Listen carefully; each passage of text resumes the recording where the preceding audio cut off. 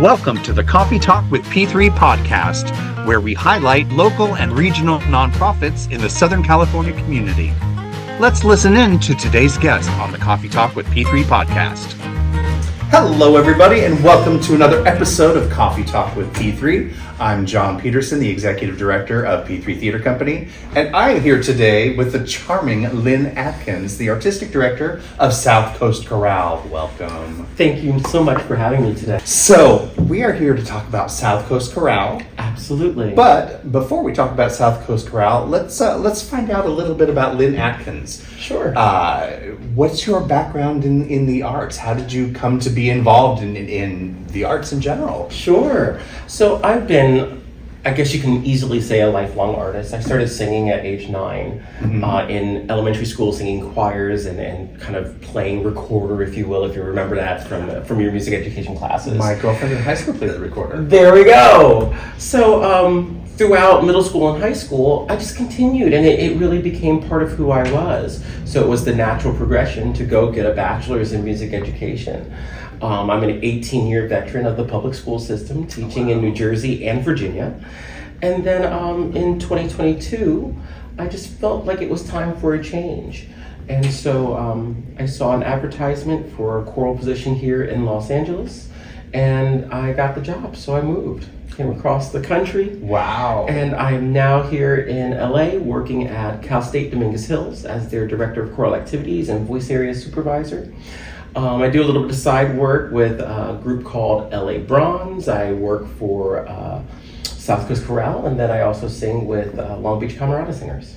Oh, you do? So I'm a pretty busy guy. Cool. You sure are. My goodness. And the South Coast Chorale themselves, I know them well, and boy, they are a handful. So you're gonna. They are exciting. I'm so excited for the start of our season. Yes, Lynn is the brand new artistic director for them, and I almost feel like a lifelong fan. So I'm excited for you to be able to jump into this position. They've been under great leadership, and it sounds like they're going to be continuing under great leadership. I'm going to do my level best. You mentioned to me, we were having a little chat before the interview today, yes, that South Coast Chorale is coming up on their 35th anniversary. Yes, we are. Our organization was founded in 1990, and since then we have been doing everything we can to not only promote LGBTQ community and belonging, but also giving a voice to our community. Whether it was through, the AIDS crisis of the early 90s into the aughts, and even now as we talk about concepts of diversity, inclusion, and equity, and where does that find our LGBTQ community, we want to make sure that we're always giving a voice to ourselves and to others who are still trying to find their way out of their own individual positions and live their truth. So I think South Coast Chorale really provides a vital opportunity to do that. And it's through such a different lens, through performing, through singing, through being, just yourself without any apologies. Mm-hmm. Yeah. South Coast Chorale productions I've seen over the years, they lend to that in such a unique way. There's a lot of storytelling. You're not just going to see a choir concert. Right. Not people just standing there singing a bunch of pretty music. There are stories being told, and in a lot of the cases I've seen, stories of people in the chorale themselves, which it not only are they lending themselves to you through their artistry, but through their stories. Correct. Yes. I've witnessed in their concerts when one of the singers has gotten up and told their story. She was transgender, and I was just kind of looking around and seeing so much realization that people were just I'm trying to think of the word, so much familiarity with the stories. Mm-hmm. So it's really touching to the community to be told such personal stories. And then you've got the language of music in there, which it's a universal language. Absolutely. So there's so much acceptance. And that's one of the things I love about the chorale most. I'm a huge spokesperson for the chorale. Thank you. We appreciate that. So you're just starting with them, excited to start with your first season, which is their anniversary season for them. 35th anniversary, and we're getting together starting next week. Can you give us any type of sneak peek as to what you have planned for them, or what the public can expect in this coming year? I can drop a few breadcrumbs. Okay. So we're going to start the season off with a good push towards social justice and a good push towards examining how we can live together and coexist together and really live as a pluralistic society. That just because we believe one thing doesn't mean we have to shrug everything else off. That we can coexist and we can find common threads that pull us together. From there, we'll go into a love-themed cabaret, which will be kind of our midwinter, if you will, presentation. And then we'll wrap the season up with a kind of a look back at the past 35 years of what the ensemble has done. We'll bring back some highlights from those 35 years, and we'll also push ahead with a few ideas. So it's going to be a really exciting season, an opportunity to celebrate 35 years, which is a landmark for an organization like this. Huge. With the advent of LGBTQ choruses throughout the 80s and the 90s, it's really interesting to be at this point where we're kind of unique in one way because we're an SATB chorus, soprano, alto, tenor, bass. And sometimes not sometimes, a lot of places don't have that particular style of chorus. It tends to be a treble chorus, which is more sopranos and altos, or a tenor bass chorus, which is normally, your cisgendered men or trans men who are singing tenor and bass. So to have SATB sound, which is what you would find in most choruses, is a unique position to be in, and it allows us to look at music in a different lens, in a different shape. So we're very excited to bring forth this 35th season. I love, and I'm particularly excited about the social justice aspect of it. Sure. Because it's so relevant today. Absolutely. It's more relevant than I think anybody actually realizes. It's so important. Yes, absolutely. When we look at what's going on in our world and the conflict that we're seeing, we just want to make sure that people understand it doesn't have to be that way. Right. We can coexist. So we look forward to bringing that message forward. That's great. You mentioned that it's an SATB chorus. That's right. And it is primarily known as Long Beach's premier gay chorus, correct? That's right. But I do believe that not everybody in the chorus is gay. Is that correct? That is correct. We do have a strong allyship, and we love having that ability to have people who are standing behind us and standing alongside of us and saying, these people are just as valid, just as cared for and loved and concerned as anyone else should be. Inclusivity. So that inclusivity is really important to us, and we welcome that allyship. We welcome anyone of any shape, size, gender, feeling, spirit to come along and sing with us. We would love to have you. That's another very unique quality of the chorus is the fact that it is all-inclusive. You don't have to be a gay chorus. That's or right. a regular chorus. I would say straight chorus, but that feels a little weird. Because we all know what happens in the arts. But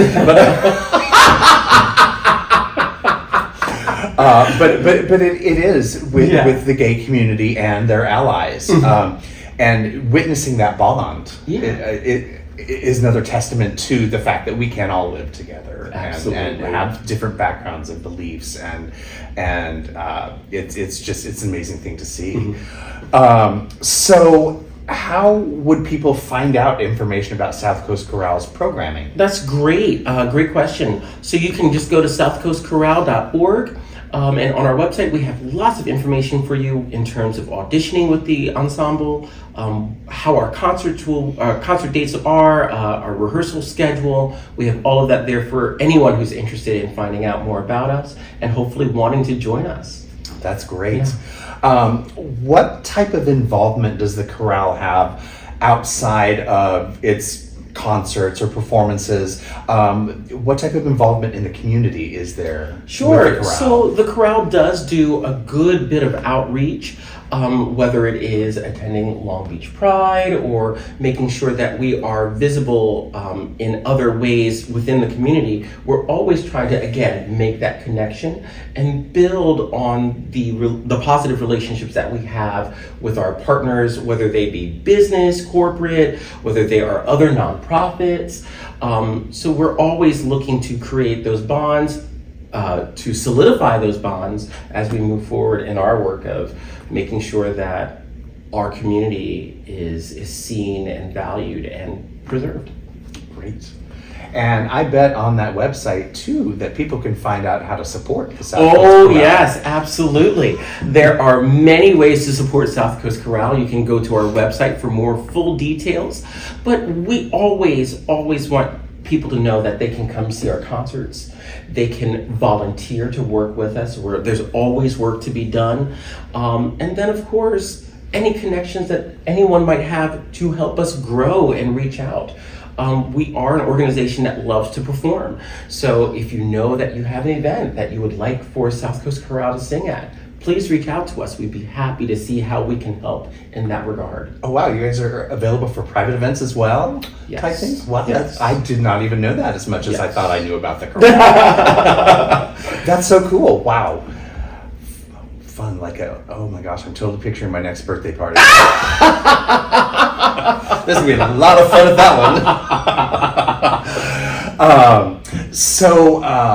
As far as funding, because I've seen your guys' concerts and there's no holding back. I mean, it's Absolutely not. top-notch production We values. go for the gold. Absolutely. Always in great venues all over the city.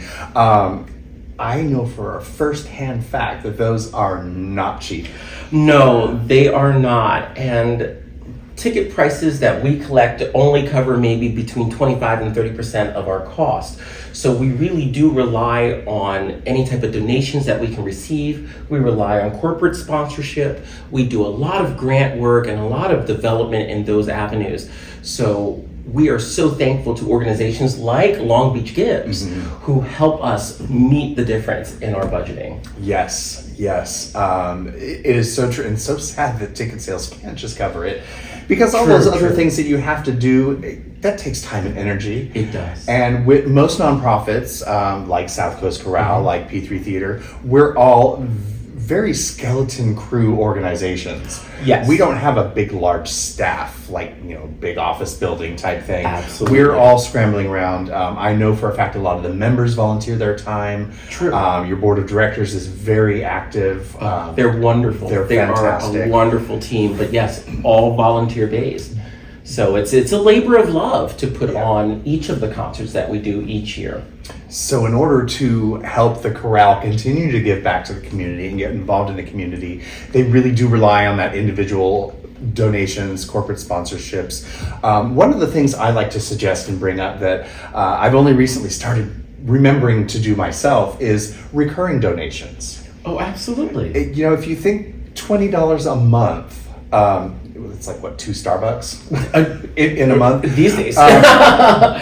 But when an organization has a recurring donor, that's income that they can start to expect. That's And right. where they can put that into their budgets and know that the operations of it itself Sure. costs a lot, Yes. aside from the performances. So those monthly donations really help them be able to determine what they can and can't do and what they need to do to grow. That's so right. consider a recurring donation as well. Again, the Absolutely. price of a Starbucks or 2, I'd be willing to give up a coffee. Hey, Yeah, you can still go to their website today, right now, right this minute if you want to donate. And that website again? that website again is southcoastchorale.org. southcoastchorale.org. And if you don't have the money to give, spread the word about the chorale. Sign up to volunteer. Absolutely. Heck, and you don't have to be a professional singer to sign up to sing. you go through a very painless audition process. That's right. Any level, and from what I've seen of the chorale, there are all levels, and the chorale works together as a unit to build each other up. And as an artistic director, it's your job to make them sound good. That's absolutely right. And if I know that you can do that. Oh, absolutely. Absolutely. No worries there. Yes. So is there any other programming or any other facts or things that people really should know about the chorale that we haven't covered today? I think more than anything, I want to emphasize the idea that we are welcoming, we are fun, we love to have a good time. And this music that we get to perform is our way of doing that. So we really welcome you to come try us out, come audition, and join us. That's awesome. I cannot wait to see what the chorale has in store with you. So Thank excited for the you. upcoming season, for the 35th year, and for your current reign. That's REIGN. Yes. Thank you again. Thank you, Lynn, for coming to talk with us today. Absolutely. It's been my pleasure. Thank you so much. And thank you to the community for all you do to help us support the community as well. On top of those thank yous, I'd like to thank Buell Brown of Stage Explorations, our producer, for filming us and putting this whole series together. So thank you so much, and we will see you next time on Coffee Talk with P3. Ciao for now.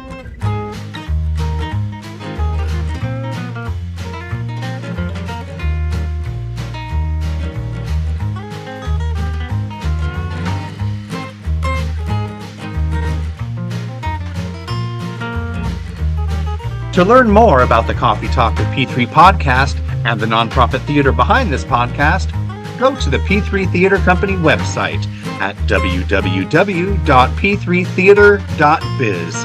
That's P3theatre.biz. And if you are a theater and arts nonprofit that would like to be highlighted on a Coffee Talk with P3 podcast, or you know a nonprofit that should be highlighted, please email me, John Peterson, at john@p3theater.biz. That's Jon John at p3theater.biz. We would love to start a conversation with you and your nonprofit. Looking forward to enjoying another coffee and discussion with you in the future.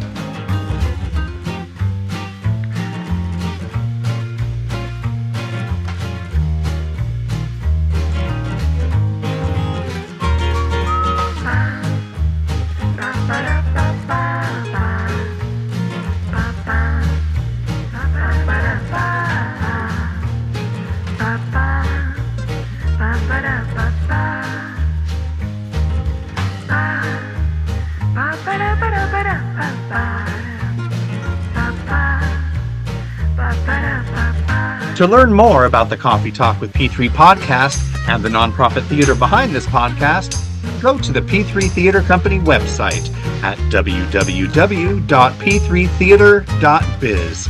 That's P3theatre.biz. And if you are a theater and arts nonprofit that would like to be highlighted on a Coffee Talk with P3 podcast, or you know a nonprofit that should be highlighted, please email me, John Peterson, at john@p3theater.biz. That's Jon John at p3theater.biz. We would love to start a conversation with you and your nonprofit. Looking forward to enjoying another coffee and discussion with you in the future.